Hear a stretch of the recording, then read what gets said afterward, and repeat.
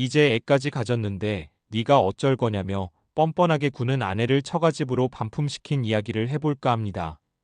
저도 제 인생에 이런 일이 있을 거라곤 상상도 하지 못했지만 인생사 참 내 마음대로 되는 건 아닌가 봅니다. 결혼이란 굴레를 쓰면서 제 인생이 진흙탕 속으로 곤두박질 치게 된 제 속사정을 이곳에서 풀어내고 싶습니다. 저는 대학을 졸업하고 친구와 동업으로 보안 설치 사업을 시작했는데 마침 사회 분위기를 잘 타서 업계에서 꽤나 자리 잡게 되었죠. 물론 처음 시작할 땐 거래처를 만드느라 힘들었습니다. 졸업을 막 하고 사회 경험도 전무한 상태로 뛰어든 거라 사업이란 것에 무지하기도 했고요. 여러 번 폐업 위기까지 갔지만 포기하지 않고 매달렸더니 하늘도 도와주더군요. 어느 중소기업과 거래를 트게 되었는데 그게 불씨가 되어서 그 뒤로 승승장구했지요. 동업하는 친구와 직원 1명, 이렇게 3명이서 시작된 사무실엔 어느새 60명의 직원이 생겨서 건물 하나를 통째로 빌려서 사용할 정도로 규모가 커졌습니다. 사업을 키우느라 연애는 늘 뒷전이었는데 집에서 걱정을 많이 하셨죠. 장우야, 일도 좋지만 여자도 만나보고 그래. 결혼도 다 때가 있는 거야. 맨날 그렇게 컴퓨터만 붙들고 있으니 여자가 생기니 엄마 걱정 마세요. 저 성공하면 여자는 알아서 붙어요. 지금은 회사를 키우는데 더 집중할래요. 물 들어올 때 노 저어야 한다고. 잘 될 때 자리 잡아놔야죠. 엄마와 누나가 참한 아가씨 선자리 봐주다는 걸 죄다 만류했죠. 여자랑 연애 한번 제대로 해본 적은 없지만 그렇다고 중매로 여자를 만나고 싶진 않았거든요. 부모님은 제가 연애를 제대로 못하는 건 사업 때문이라고 생각하시지만 동업하는 친구는 그 와중에도 연애를 잘했어요. 같이 사업 시작하고 갈아치운 여친만 해도 여럿이었거든요. 현준이 너는 참 능력자다. 능력자야. 이렇게 바쁜데 연애할 시간이 어디서 생기냐? 장우 네가 순둥인 거야. 연애는 말이다 시간이 있어서 하는 게 아니야. 시간을 내서 하는 거지. 내가 예쁜 얘 하나 소개해 줄까? 우리 지수한테. 얘기하면 바로 섭외해 줄걸. 에이, 아니야 뭐. 있다 보면 생기겠지 집신도 짝이 있다고. 운명 같은 여자가 나타날 거야. 운명은 무슨. 그런 거 없어 임마. 보기와 다르게 낭만 찾는다고 현실감 떨어진다며 면박을 줬지만 저는 그냥 그런 여자가 나타날 거라고 믿고 싶었어요. 진짜 제가 순맥이어서 그런 생각을 한 거겠지만요. 하루 종일 일에 치이다가 퇴근할 때쯤 애인을 만나러 간다고 신나서 가는 친구를 보면 좀 씁쓸하긴 했습니다. 옆구리가 시리기도 했고요. 회사가 자리 잡고 마음에 여유가 생기니 더더욱 그랬죠. 그래서 슬며시 친구한테 부탁을 했습니다. 현준아, 저기 있잖아. 지수씨 친구 많아? 친구야 많지 후배도 많고. 왜? 소개시켜줘? 눈치 빠른 친구가 바로 전곡을 찔러 물어보길래 슬그머니 부탁을 했습니다. 나이 30 먹도록 연애 한번 못 해봤으니 은근히 애가 타기도 했고요. 우선은 친구가 술자리에서 여러 여자들을 한번 보라고 하더군요. 그래서 마련된 술자리. 늘 일이 끝나면 집으로 가기 일쑤였는데 약속 장소로 가는 그 길이 낯설기도 하고 설레기도 하고 그랬습니다. 친구와 함께 어느 술집으로 들어서니 이미 친구의 여친이 자리를 잡고 있었어요. 아, 오빠. 여기 벌써 와 있었어? 우리가 늦었네. 장우 오빠. 오랜만이에요. 여긴 제 친구랑 후배예요. 얘들아 인사해. 우리 오빠랑 같이 동업하는 이장우 씨. 친구의 여친 외에 다른 여자 3명이 있었습니다. 오늘 친구가 여친이랑 기념일이라고 축하의 의미로 다들 모인 거였죠. 3명의 여자들과 인사를 나누며 얼굴을 마주쳤는데 다들 미인이었어요. 그런 사적인 자리가 오랜만이라 저는 어색했고요. 하지만 그 어색함도 잠시 술잔이 몇 번 오가고 나니 은근히 취기가 올라 저도 자연스럽게 무리에 끼이기 시작했어요. 우리 장우. 어때? 잘생겼지? 근데 아이러니하게도 이분은 모쏠이시다. 정말이요? 우와 이렇게 훈남을 여태 가만뒀다고요? 에이, 설마. 설마 아니야 진짜야. 오늘 너네가 이 자식 한번 꼬셔봐. 오 그럼 작업 한번 들어가 봐요. 호호. 세 명의 여자 중에 유독 눈에 띄는 여자가 있었어요. 후배라고 소개받았던 사람이었는데 저와 나이가 8살이나 차이가 났어요. 나이 차가 많아서 어린애다라고 생각했는데 저를 보며 슬며시 눈웃음 짓는 얼굴이 얼마나 이쁘던지 어쩌면 저는 그날 그녀에게 홀딱 반했는지도 모릅니다. 그러니 콩깍지 때문에 제대로 판단을 못했던 거죠. 눈웃음이 예쁜 그녀와 자주 눈이 마주쳤어요. 어느덧 정신을 차리니 그녀와 나란히 앉아 있더군요. 둘이서만 논다고 친구들이 어찌나 핀잔을 주던지 그녀와 단둘이 있고 싶다는 생각이 들었습니다. 그래서 친구에게 양해를 구하고 그녀와 둘이 나와서 조용한 선술집에서 한 잔 더 했죠. 우리 둘은 나이차가 많았는데도 얘기가 잘 통했어요. 제가 하는 얘기를 묵묵히 들어주며 가끔 웃어주기도 하는 그녀에게 저는 완전히 빠져버렸죠. 저는 그 다음날 바로 애프터 신청을 했고 그날부터 일주일 동안 하루도 빠짐없이 데이트를 했습니다. 그녀와 함께 보내는 시간은 너무 빨랐고 행복했어요. 늦게 배운 도둑질이 밤새는 줄 모른다고 했던가요? 제가 딱 그랬습니다. 매일 그녀에게 선물 공세를 했고 우리는 사귀기로 했습니다. 일주일 만에 8살이나 어린 그녀와 연인이 된 저를 친구가 놀렸어요. 뭐야 그냥 얘들 어떤지 한번 보랬더니 벌써 사귀냐? 그동안 있기를 어찌 참으셨대? 그것도 8살이나 어린애를. 장우 완전 선수네 선수. 어쨌든 첫 연애 축하한다.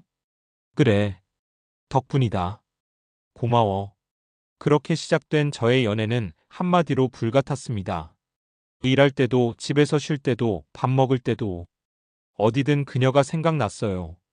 제가 그녀에게 홀딱 빠져서 정신을 못 차리니까 친구가 걱정스레 한마디 했죠. 장우야, 너 걔랑 결혼 생각하고 그런 건 아니지? 그냥 가볍게 연애만 하고 말어. 걔 결혼할 정도는 아니야. 무슨 소리야? 결혼할 정도는 아니라니. 만나다 보면 결혼할 수도 있지. 너 우리 아영이. 그렇게 말하지 마. 야, 너랑 8살 차이 나는 거 잊지 마. 지수한테 들어보니까 그냥 딱 철없는 막내라고 하더만. 너 지금은 콩깍지가 씌어서 모르지. 나중 되면 뒤통수 맞을 수도 있어. 됐고. 그런 말 하려면 더 이상 말하지 마. 아영이 정말 좋은 애야. 너랑 지수 씨가 잘못 살고 있는 거라고. 임마, 결혼은 현실이야. 그녀에 대해서 안 좋은 얘기를 늘어놓는 친구 녀석이 정말 마음에 안 들었습니다. 이렇게 얘기할 거면 처음부터 소개를 시켜주지 말던가. 이미 사랑하는 마음이 커져버렸기에 친구의 충고는 귀에 들어오지도 않았습니다. 결국 저는 그녀와 결혼을 하기로 했습니다. 제가 안 되겠더라고요. 밤마다 헤어지는 것도 너무 싫었고 그녀가 혹시나 다른 사람 만날까봐 도장이라도 찍어두고 싶었거든요. 그녀에게 저는 다이아몬드 반지를 준비해 청혼을 했습니다. 그녀도 제 청혼을 흔쾌히 받아주었죠. 그렇게 결혼을 약속하고 저의 집 부모님께 그녀를 소개했습니다. 그래. 우리 장우랑 만난 지 얼마 안 됐죠? 네. 이제 6개월 되었습니다. 아가씨 나이도 아직 어린데 우리 장우랑 이렇게 결혼해도 아쉽지 않겠어요? 그럼요. 저는 괜찮습니다. 얼른 오빠랑 결혼하고 싶어요. 부모님은 나이차가 나는 게 아무래도 맘에 걸리신 모양이었어요. 게다가 만난 지 1년도 안 돼서 결혼하겠다고 하니 너무 급하게 결혼하는 것 같다며 저한테도 좀 더 사귀다가 결혼하라고 하셨죠. 하지만 저는 더 이상 기다리고 싶지 않았어요. 단호한 저를 보고 부모님도 제 결정을 받아들이시기로 했죠. 지금 생각해보면 정말 뭐에 홀린 사람 같았죠. 그렇게 우리는 만난 지 10개월 만에 결혼식을 올렸습니다. 새하얀 웨딩드레스를 입고 저를 향해 걸어오는 그녀를 봤을 때 정말 행복했었는데 우주를 가진 것 마냥 벅차고 기뻤는데 곧 닥칠 비극은 꿈에도 생각 못하고 그렇게 행복해했습니다. 결혼식을 잘 마치고 신혼여행을 다녀와서 본가에 찾아가 인사를 드렸습니다. 부모님과 누나 가족은 새로 들어온 그 사람을 기쁘게 맞아주었죠. 그 사람도 생글생글 웃으며 잘 어울리려고 노력했고요. 저녁에 누나네가 돌아가고 그 다음날 여독이 제대로 풀리지 않아 피곤했던 저는 늦게까지 잤습니다. 그 사람도 저와 함께 늦잠을 잤죠. 일어나 거실로 나가보니 시계는 11시를 가리키고 부모님은 이미 아침 식사를 마치신 후였죠. 어머니가 차려주시는 점심을 먹고 그 사람과 거실에서 TV를 보며 쉬었습니다. 어머니와 아버지는 뭔가 할 말이 있으신 눈치였지만 별 말씀을 안 꺼내셨고 그렇게 저녁까지 잘 먹고 집으로 돌아왔죠. 신혼여행에 양가 방문까지 하고 돌아오니 둘 다 너무 피곤했어요. 다음날 출근할 때도 잠든 그 사람이 깰까봐 조용히 조심히 출근했죠. 한창 일하고 있는데 누나에게서 전화가 왔습니다. 장우야, 신혼여행 다녀와서 피곤하지? 올케는 좀 어때? 나는 괜찮아. 근데 아영이가 좀 피곤한가 봐. 아침에도 깰까봐 조용히 나왔어. 출근하는데 일어나지 않았어? 나 출근하는데 뭐 일어나야 하나. 좀 더 자도 되지. 너 어제도 아침, 점심, 저녁 다 엄마가 차리셨다며. 올케 설거지도 안 했다고 하고. 아, 그랬지. 너라도 좀 하지 그랬어. 아무리 그래도 엄마가 다 준비하시고 정리도 다 하시고 같이 하는 신용이라도 해야지. 다음엔 그러지 마라. 알았어. 누나, 내가 생각이 짧았어. 결혼하면 그 사람과 같은 집에 사니 행복하기만 할 줄 알았는데 누나한테 아침부터 한 소리 들으니 기분이 별로였죠. 앞으로 차차 맞춰가면 되겠지 싶었습니다. 하지만 그 사람은 처음부터 맞춰갈 생각 같은 거 없었습니다. 이번 주 제사 있어 알지? 미리 혼자 가 있기 힘드니까 저녁에 나 퇴근하고 같이 가자. 저녁에 가면 또 제사상 차리고 설거지도 해야 하잖아. 어머님께 나 몸이 좀 안 좋다고 하고 그냥 자기 혼자 가면 안 돼? 응? 아영이가 어려운 자리인 건 아는데 우리 자식으로서 도리는 해야지. 제사 음식 다 만드는 것도 아니고 제사 지낼 때만 가서 도와드리고 오자. 응? 힝. 나 내일 어제에서 설거지하면 안 되는데. 알았어. 겨우 달래서 가긴 갔지만 멀뚱히 한쪽에 서 있기만 하고 도통 어머니를 도울 생각을 하지 않았죠. 답답해서 어머니가 일을 시키면 그것만 딱 하곤 또 마냥 서 있기만 했어요. 결국 어머니도 더 이상 일을 시키지 않으셨죠. 그것을 보면서 저는 답답하기만 했습니다. 집안일 시키려고 결혼한 건 아니지만 그래도 최소한의 도리는 해야 한다고 생각했는데 그 사람은 결혼 전처럼 그렇게 살 모양이었습니다. 어머니, 죄송해요. 아영이가 아직 일이 미숙해서. 아니다.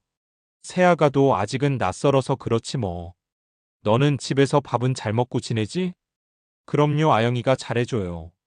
걱정 마세요. 어머니께 그렇게 말씀은 드렸지만 집에 냉장고는 늘 텅텅 비어 있었습니다. 결혼 이후로 늘 외식하거나 배달 음식을 먹었거든요.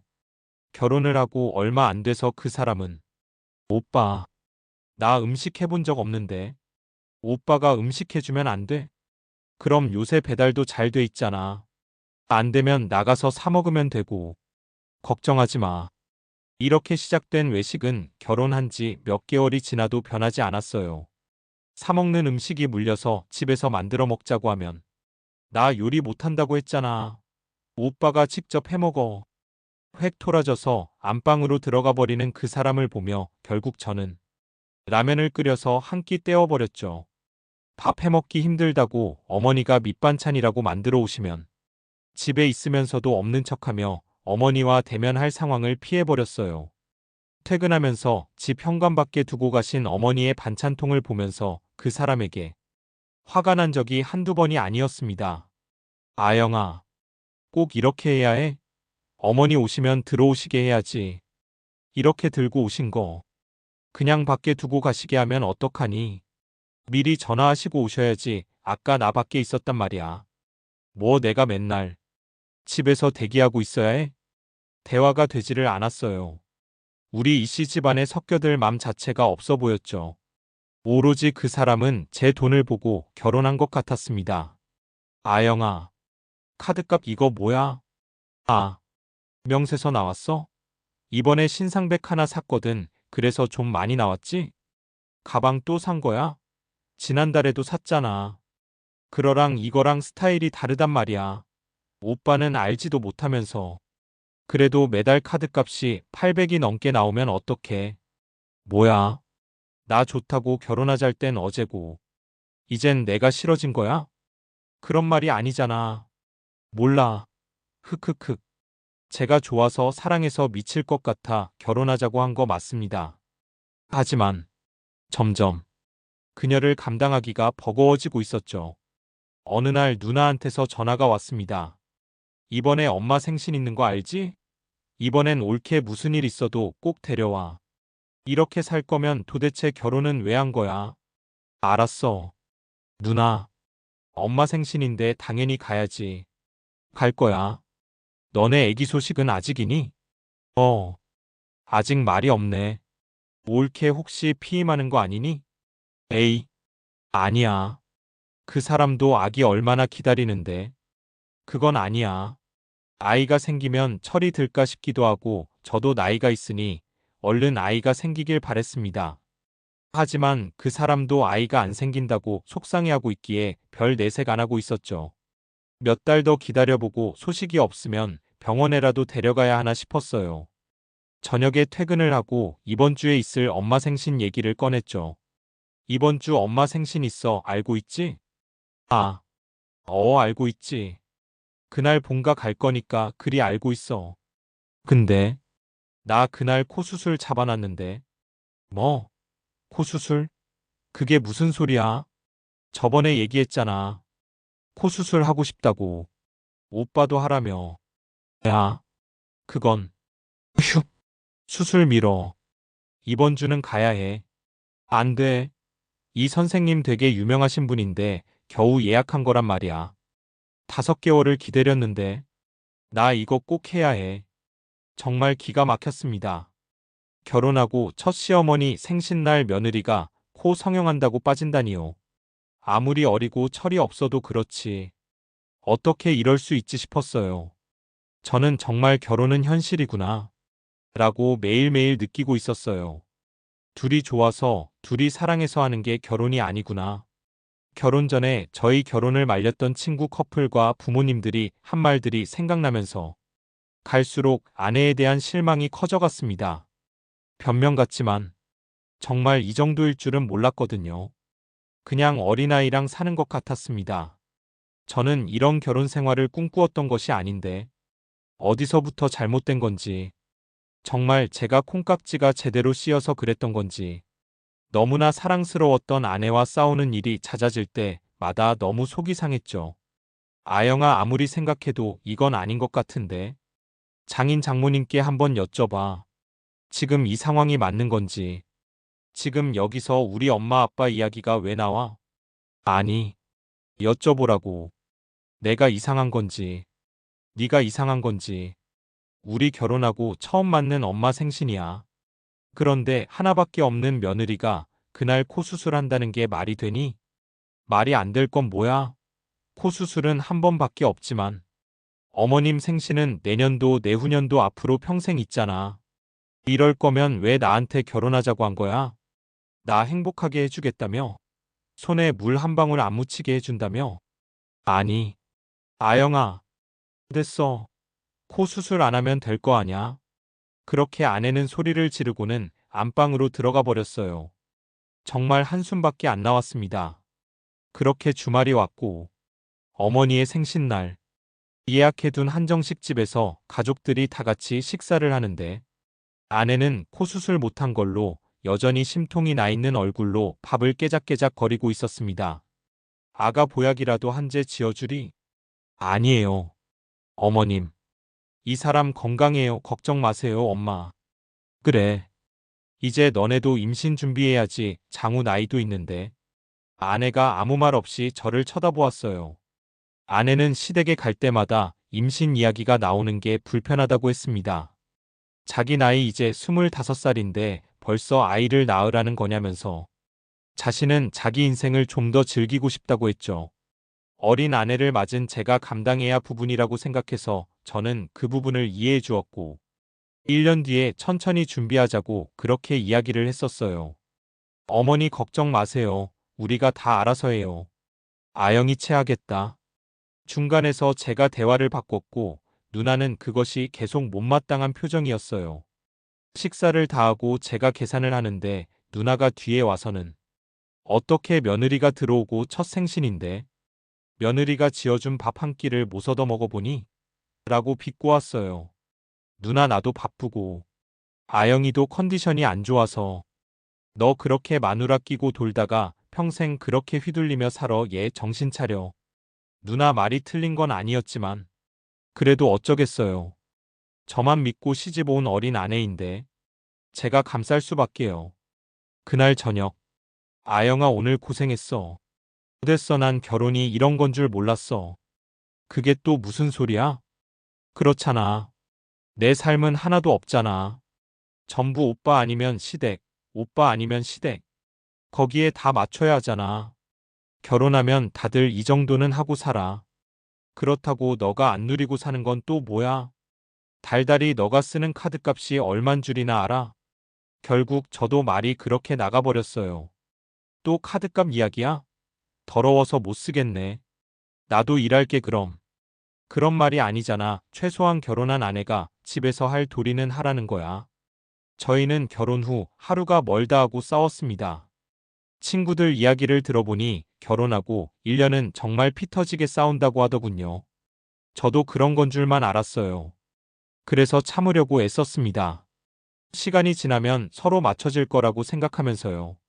서로가 다른 환경에서 몇십 년을 살다가 하나가 된 건데 부딪히는 건 너무 당연하다고 생각은 했지만 아내의 저런 태도는 점점 저를 지치게 했습니다. 그러던 어느 날 더욱 아내에게 실망하는 일이 생겼습니다. 저희 집안에 저희 아버지가 장손이시라 제사가 많았는데 아내가 갑자기 자신은 교회를 다니니 제사에 가지 않겠다고 하더군요. 아내는 종교가 없었는데 제사에 가기 싫다는 이유로 갑자기 교회를 다닌다는 겁니다.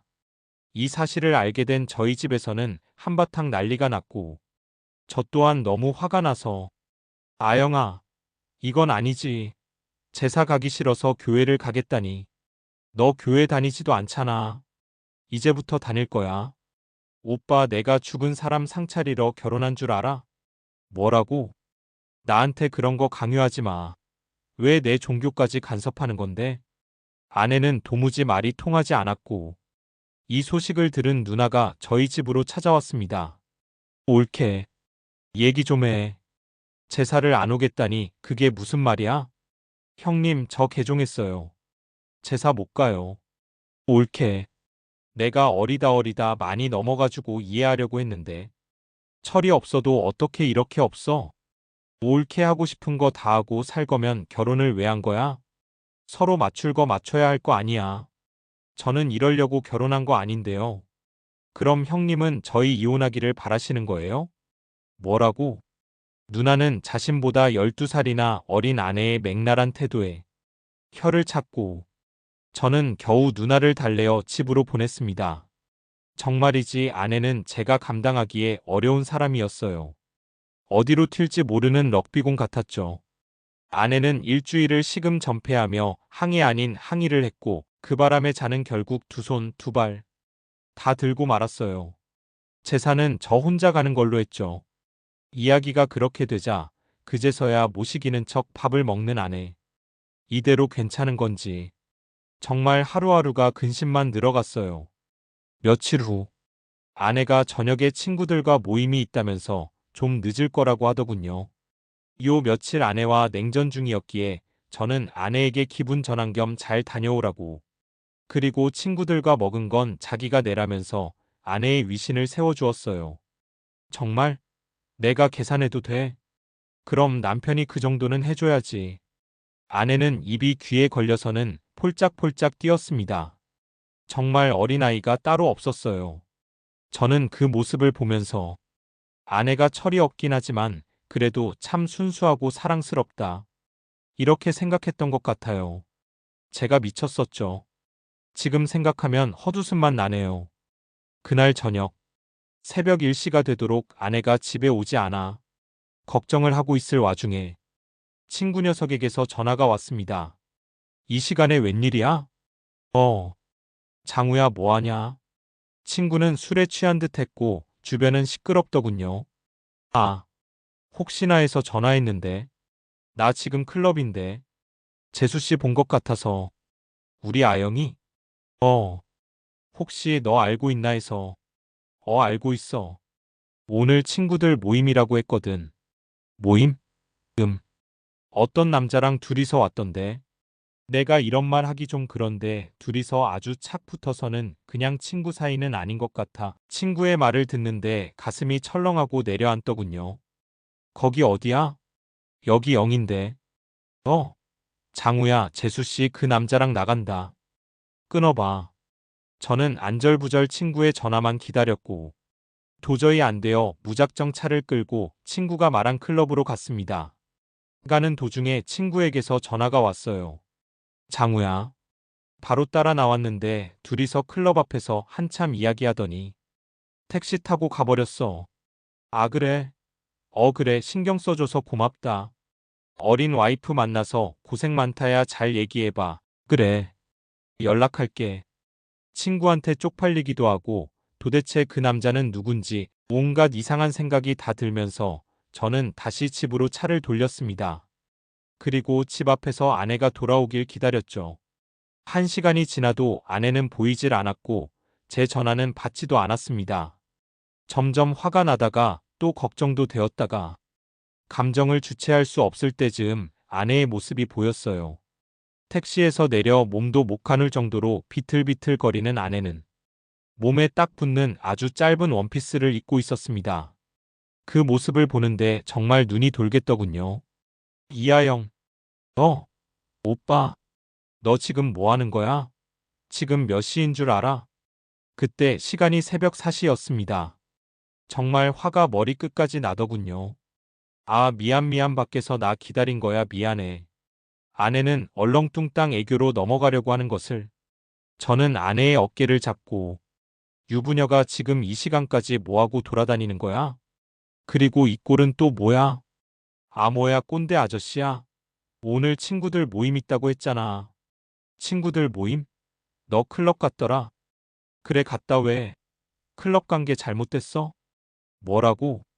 길거리에서 싸울 수 없어서 저는 일단 아내를 데리고 집으로 들어갔습니다.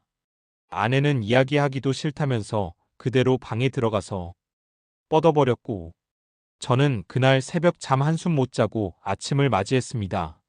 주말 아침 아내는 오후 1시가 되어서는 화장도 지우지 못한 모습으로 거실로 나왔어요. 너 이리로 와서 앉아봐. 아 왜? 어제 누구랑 뭐 했어? 말했잖아.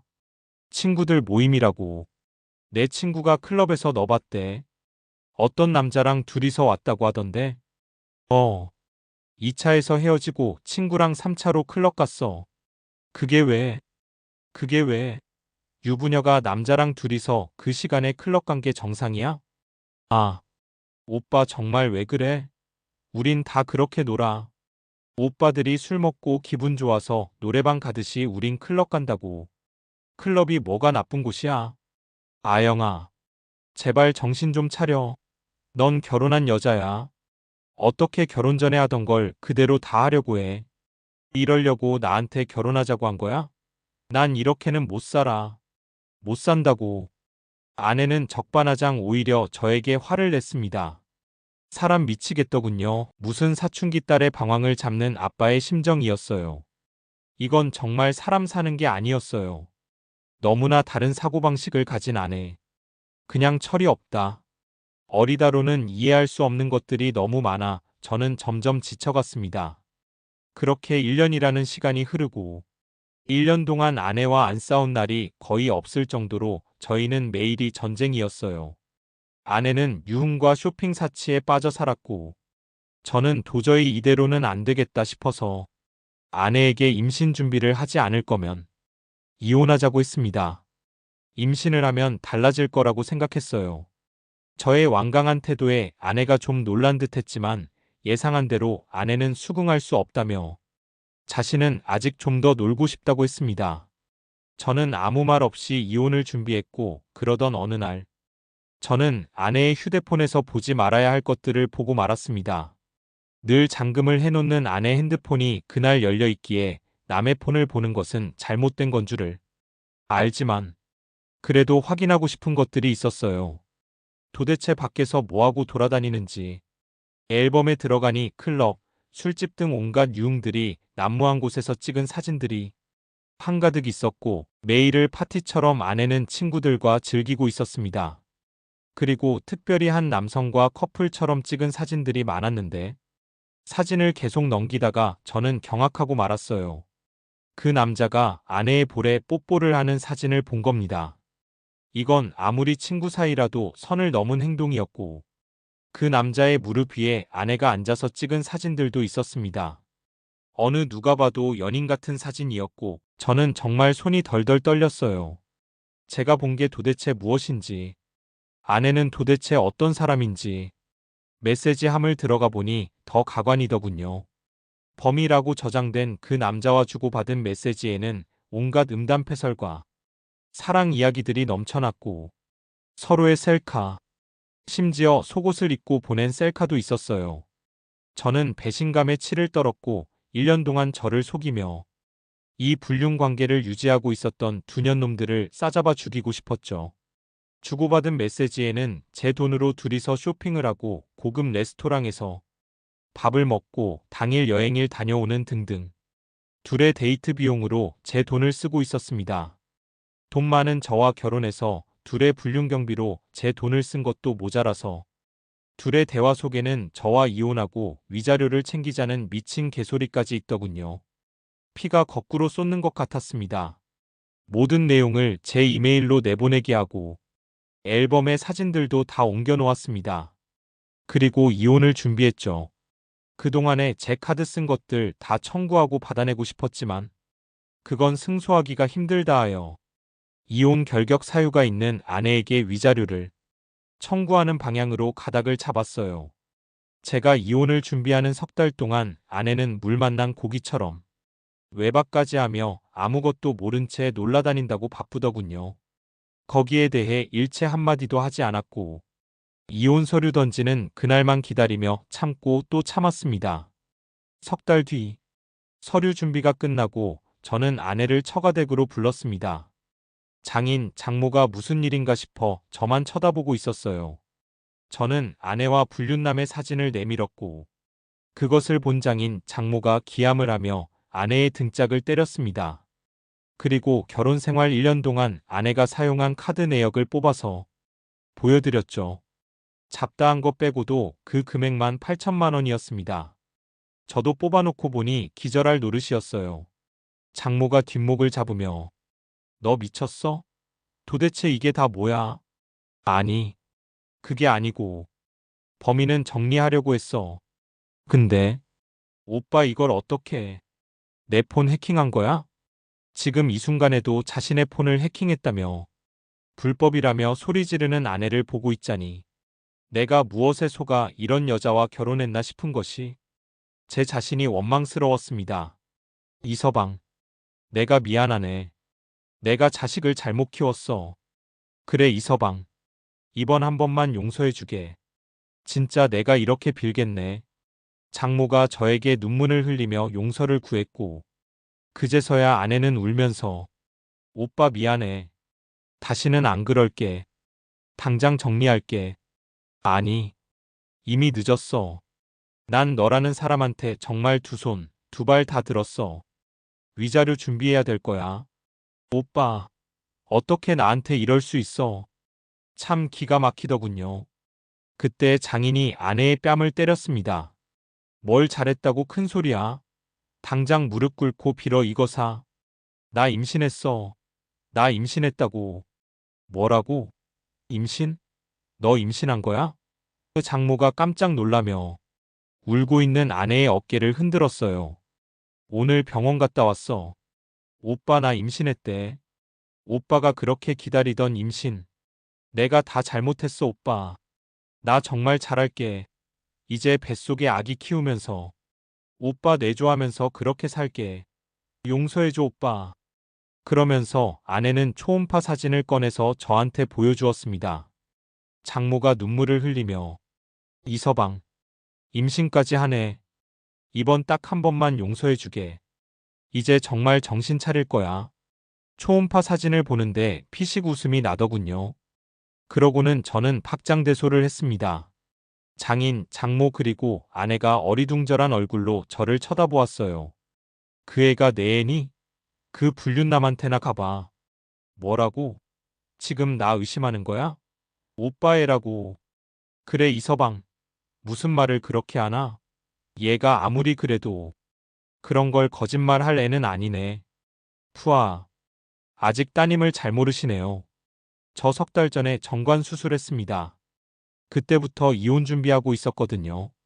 증거 모으고 서류 준비한다고 지금까지 온 것뿐이에요. 제 말에 모두가 경악했고 아내는 믿을 수 없다는 듯 하염없이 눈물만 흘리고 있더군요. 야 이 미친 거사. 어디 할 짓이 없어서.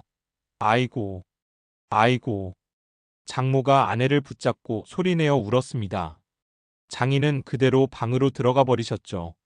석 달 전 이혼을 결심했을 때 바로 정관 수술을 했습니다. 변호사 말로는 불륜 사유로 하는 이혼 과정에서 이런 일들이 종종 있다고 하더군요. 그래서 만일을 대비해서 바로 수술을 했던 거였어요. 아내는 망연자실한 얼굴이었고 저는 이혼 서류를 던지며 마지막으로 인생 똑바로 살아. 쓰레기처럼 살지 말고. 아 참. 네가 그렇게 사랑하는 그 남자는 내가 상간남으로 고소했어. 오늘 고소장이 갔을 텐데. 둘이서 머리 맞대고 잘 한번 해봐. 뒤돌아서 나오는 제 뒤로 두 모녀의 통곡 소리가 들렸습니다. 다음날 상간남과 아내가 저를 찾아와서 무릎을 꿇더군요. 제발 고소 취하해달라고. 내가 왜 그렇게 해줘야 하지? 오빠. 이혼할 때 하더라도 상간남 고소 취하만 좀 해줘. 정말 죽을 죄를 졌어. 왜? 애기 아빠가 상간남이라 그래? 형님. 정말 잘못했습니다. 제발 한 번만 용서해 주십시오. 누가 네 형님이야? 이것들이 쌍으로 미쳤네. 그러게 끼리끼리 만나겠지. 평생 상간남으로 살아. 내 눈앞에서 꺼져. 지금도 주먹 날리고 싶은 거 간신히 참고 있는 거니까. 오빠. 그럼 내 짐만 좀 챙겨갈게. 이 집에 네 짐이 어디 있어? 결혼 후에 내 카드로. 산 건 다 내 거지. 정말 치졸하게 이럴 거야. 닥쳐. 1년 동안 네가 쓴 카드값 다 청구하기 전에. 그렇게 저는 이혼했습니다.